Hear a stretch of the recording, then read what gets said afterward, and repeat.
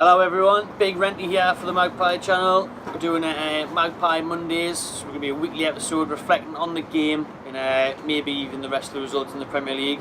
We're going to be talking about the Huddersfield game of the day in the nice glorious Toon summer. Started pissing down as soon as we started the video coming outside.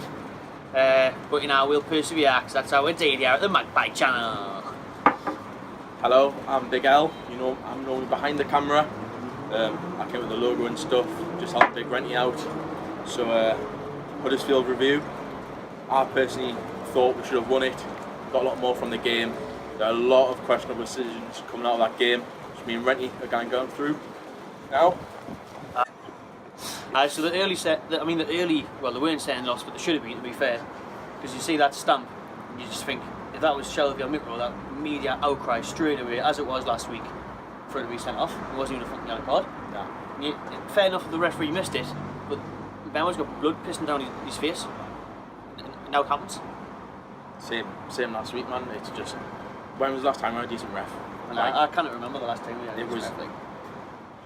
Even like you thought all these shitty referee decisions and the standards were left in the championship, and we've come back up and we've just been getting like we play it bad, fair enough, and the refereeing decisions like we can't keep moaning about them, but the other questionable decisions like Chancellor and Bember at left back, like really Rafa, come on, like if you got the option, you'd rather play Clark at left back because he is a left-footed player and not Chancellor. Like he hasn't got the pace either.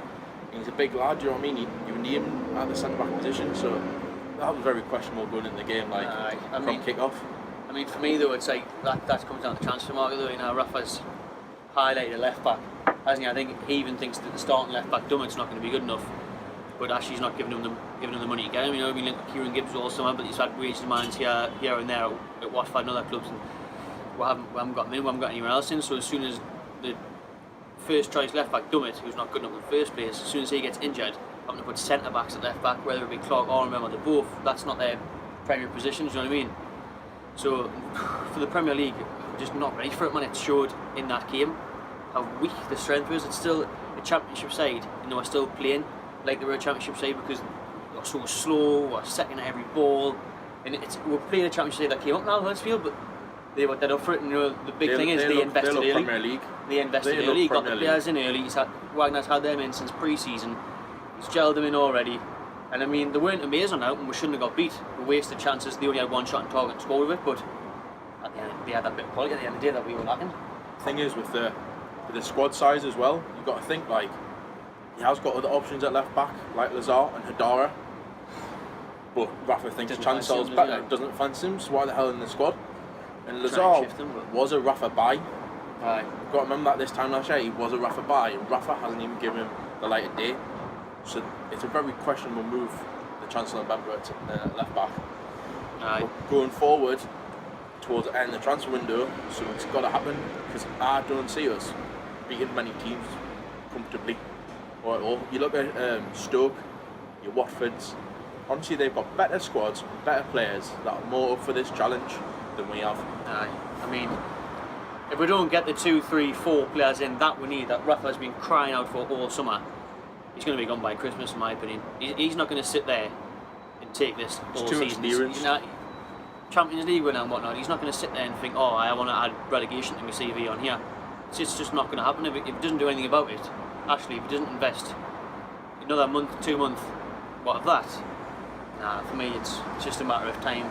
It's when, not if, for Rafa leaving. Like at this moment, and he says he loves the club, he wants to stay, but he's not going to want to work on that man and being the bottom 3 all year, which will be the case if that team gets put out every week. Because there's people like Perez, who's been absolute dog shite for the 3 years he's been here, and he still gets a chance. He's still starting. Like what's all that about, man? There's no one there. No. I mean, we're crying out for a central attack midfielder. There's no creativity behind them, and if you're going to play one up top, you need a solid number 10 behind, like Ali and Kane. You need someone in there who's going to link up plays, and we haven't got that, so we kind of play it. So even the substitutions, like you brought off Gale to bring on Hoslu, and then 1-0 down, you bring up 2, you put Hoslu on Mitro up top with him. Like, very, very questionable substitutions, team sheet, formation. I think that I've seen a lot on social media for the first time really under Rafa, a lot of people questioning his formation, because it worked last year, fair enough, and if it's obviously following the philosophy, it's not broke, don't fix it. However, it needs a hell of a lot in that team to stay up, because I'm quite optimistic, but with this team I honestly don't see us staying up. And I know we're only 2 games in the season, I know it's probably a bit pessimistic, but I've seen a lot of fans on Twitter, Facebook with the same opinions that the system's not working, actually need to invest to just stay up, because this is a big season for us, because if we don't stay up now, I think that's it. Like, because we miss out on the money. Rafa goes, it's not guaranteed to come back up, because we know how long and hard of a season the Championship is, and we're lucky to be where we are now. He came out before he pointed McLaren saying, oh, in hindsight, we're doing this, we're doing that. Well, now is the time to do that, because before we go down again, if you just back Rafa now, give him the money, we'd stay up. He would keep us up with 2, 3, 4 quality signings, easy stay up. We'd have a great season, and I just can't understand why he's not doing it, because you would just reap the rewards and the TV money that you're going to get for staying up. And then I wouldn't be so critical, because then you can spend the money that the likes of Watford and Bournemouth have done this year, because they have had that TV money. But you invest now, and you're gonna see it in the future. I think he's tried to invest in the grassroots more and bring players through. You know, like your Armstrongs, like your Campbells in the past, but honestly they haven't got it. They haven't got it at all. Like, even look at Sammy Amiobi trying to come through in that. Like, he's come out and said, like, we want to invest in the academy and buy players young, but where's crap with developing players, you know what I mean? Like, the last good academy prospect who came through was Stephen Taylor, even then he was still shit. You know what I mean? Like, I don't know, it's like he wants to invest in the academy, but honestly, I didn't see it happening, because we can't bring anyone through. And all the local players, you've got your Shearers, you've got your Bruces, you know what I mean? They all go off. I mean, back to the game, like, the reason why I'm doing this channel, the Magpie channel here, is to hear views from the fans, for the fans, every game. Because we've seen the incidents on Sky there, the send-ins off, the kick in the face from Mbemba, the stamp, you know, they didn't even get brought up in the Sky commentary. So you've got people like Graham Souness and that on Sky who are just totally biased against Newcastle, and they don't want to hear it, so that's why we're here to talk about the game and go on about hopefully getting views from people who are in the know rather than people who don't care what we think about Newcastle anyway.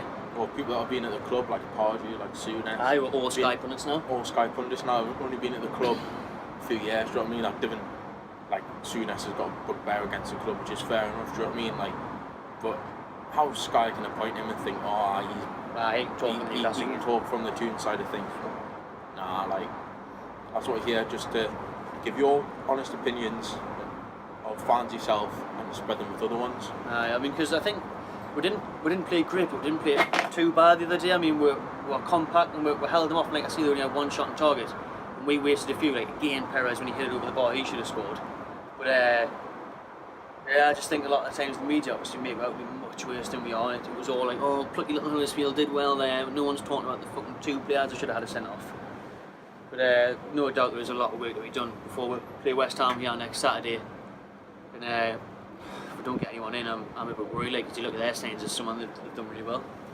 Yeah, especially they've, like, Rafa stuff their keeper, which I think shouldn't be a priority. We haven't got the money to prioritise that. I mean, I would like to see one in, but at the minute, massively crying out for a creative midfielder for me. Yeah, like, obviously when you look at West Ham signings, you look at like Joe Hart, Hernandez, they should be players that we should be all out. Aye. Do you know what I mean? Like, even if there's Jesse going to Stoke, you see him at the weekend. We had to wait for Arsenal. Him to go to get Arsenal, isn't it? Exactly, like, even if his wages were 140 grand a week, that's only like 7.2 million, which is how much we've spent on that, on the little players. On little players, like, you aren't really going to make a massive impact, you don't think? Nah, especially like there's all these loan markets. Like, fair enough, Atsu did work. I'm a big fan of Atsu. He's been on the only bright sparks of the season so far, hasn't he? Yeah. I'd like to see them playing in front three with Atsu, Murphy either side of Gale, who's not going to play 2 strikers. Just threaten pace on the break for me. Like. Yeah, that counter attack is, I think, is the only thing we have actually in the team where we can turn it on against teams. But it's whether teams will give us that sort of time on the ball and teams that are like sort of like give up possession.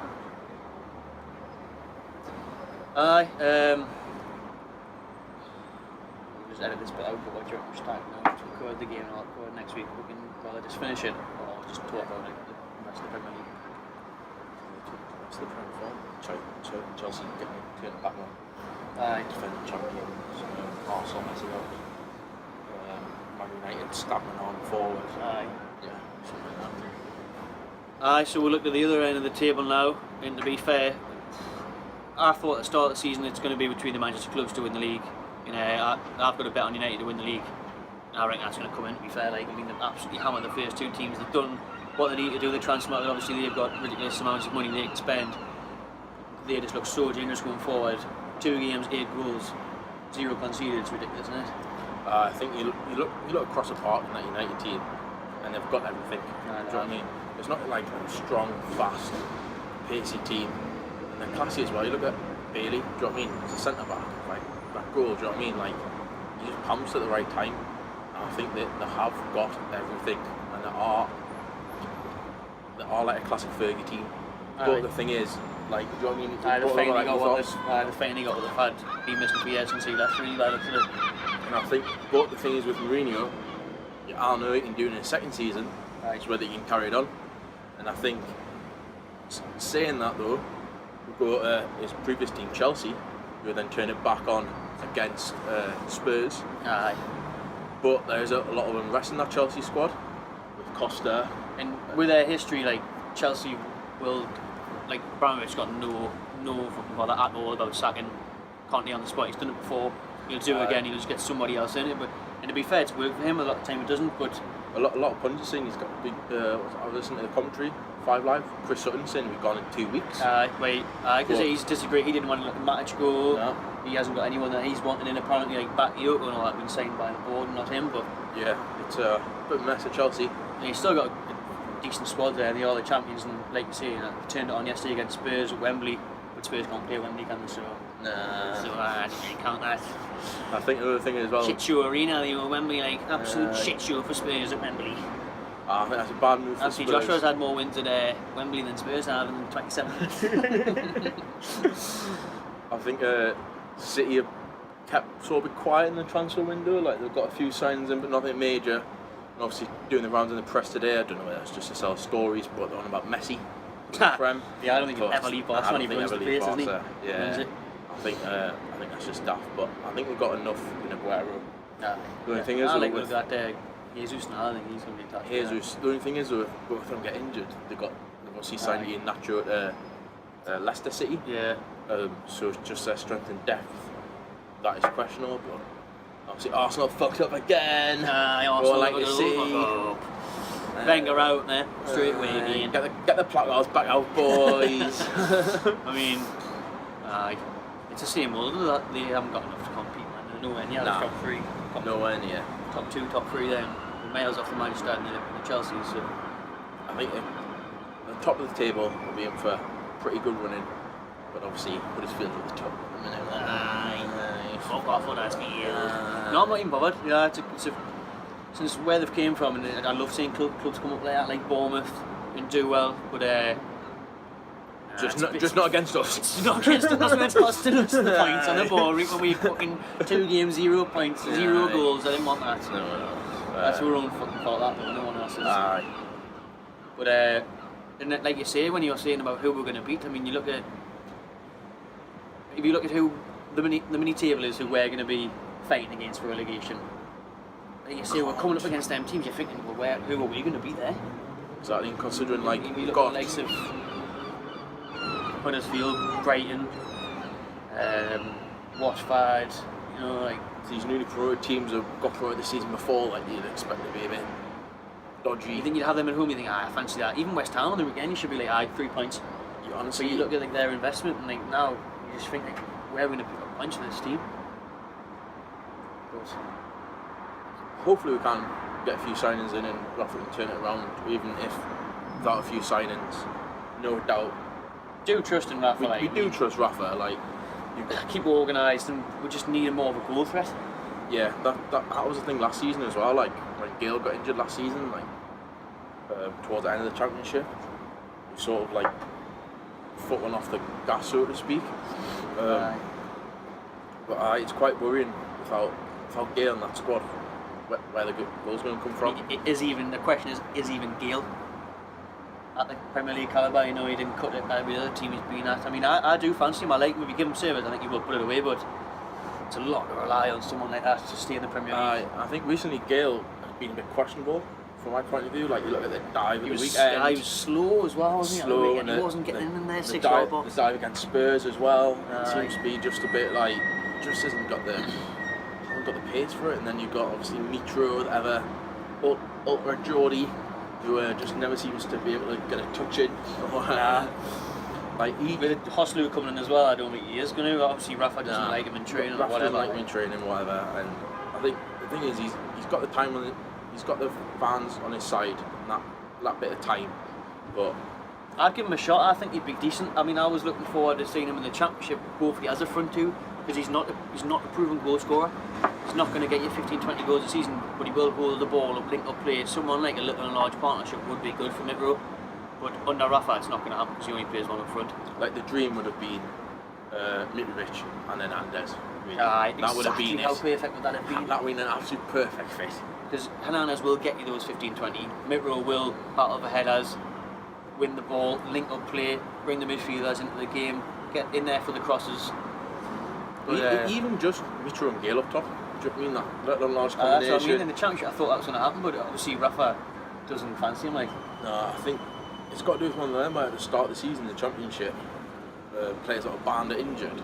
Rafa just sort of like kept his team because like you see Chancellor and Bemba didn't get a shout in until I remember. Was it Oxford away or something for the FA Cup, and then he didn't start again for a few months after that.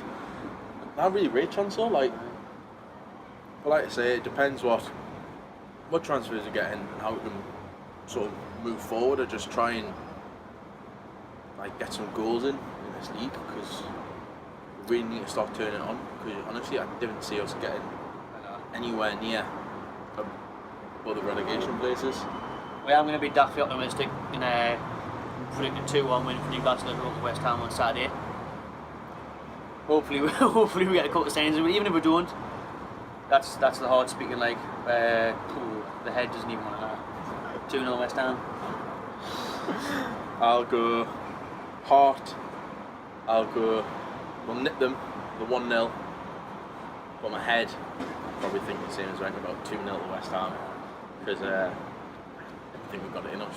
But hopefully we'll be proven wrong. We have a good weekend. And obviously rolling in the Sunday night. Obviously seeing Ian Van Dal. He might be getting a little exclusive. So see you later, Ian. Shout out for you there, mate. But I mean, talking about the cups, when you were talking about Mbemba, the next game here is Wednesday against Forest. But I reckon that actually again it's going to be prioritising the league because the squad's not there. So it's probably going to be an absolute change around of the starting 11 for Forest. And, I think we'll still get through against them. Like I think any squad we put out against them, we should win. But if Forest come with a strong squad, not sure they will, because it's the League Cup, and they're doing all right. But Darren Murphy, he's bound to score this. He plays money. I was about to say Darren Murphy's scored against us in the past when he was playing for the shit shows across the time. And I think Forest are doing quite well in the Championship because it managed to beat Borough the weekend. Favourites of the league. Which are favourites. I think, see what team he puts out, but I don't think it'll be a strong one. I haven't got the players. Like Hoslu might get a start, or maybe even Mitro, but I can't imagine it being a good game. Maybe it'll be 2-1. Maybe he'll pull Riviere back and get him to earn his wage. So that's the problem. There's loads of players that need shipped out. Absolute deadwood. That haven't done anything. Proper B&Q Deadwood, all out the shit show. B&Q bargains, aren't they? Just like basement bargains. Bargain bins. The thing that they can 5 and that's all it is, isn't Newcastle, isn't it? That they can turn into a mega star and make a bit of money off them, like we did with Carroll. Like, chat of him coming back this week, it was just Sunday papers, man. Just annual transfer rumour that in for Newcastle every single window since he left. Carroll's on his way back. For starters, wouldn't be for his wages. And if they got something in his contract where it'd be like, you pay this, we pay that, but can't see it happening. He's now, so it's not what you want. To be fair, he doesn't offer a lot different from Mitro. Or like a Hoslu that's there, like a big tall striker that's gonna link up play.